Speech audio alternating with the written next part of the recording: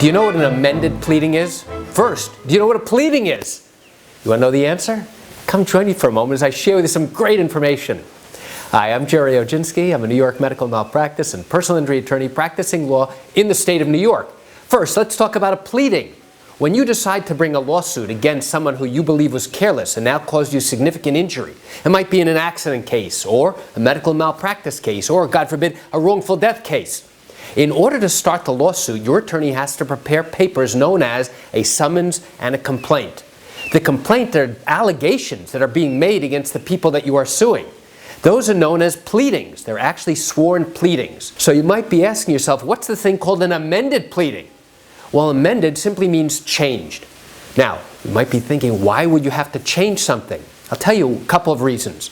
Number one, let's say we identified the people who caused you harm, and now there was a mistake in the spelling of their name. So now we have to notify the court that there's been a mistake in the spelling and identifying the exact person who caused your harm.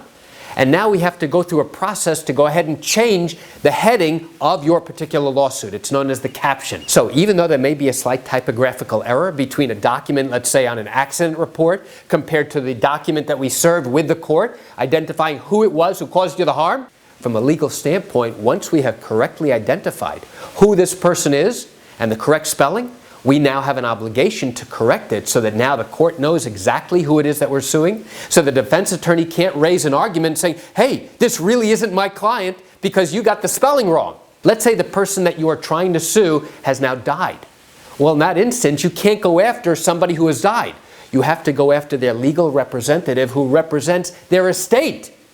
So now we have to go through a process to notify the court, Judge, I just want to let you know Mr. Jones has since died since the time of this accident, and in his place, Mrs. Gonzalez is now going to be representing the estate. So now the person we are suing is going to be Mrs. Gonzalez on behalf of the estate of Mr. Jones. So why do I share this quick information with you?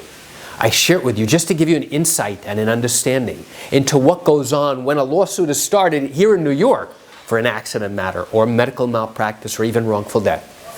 You know, I understand you're watching this video because you likely have questions or concerns about your own particular matter.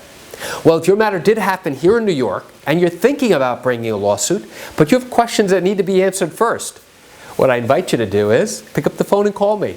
I can answer your legal questions. You know, this is something I do every single day and I'd love to chat with you.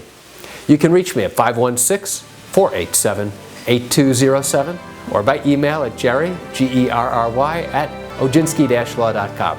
That's it for today's video. I'm Gerry Oginski. Have a fantastic day.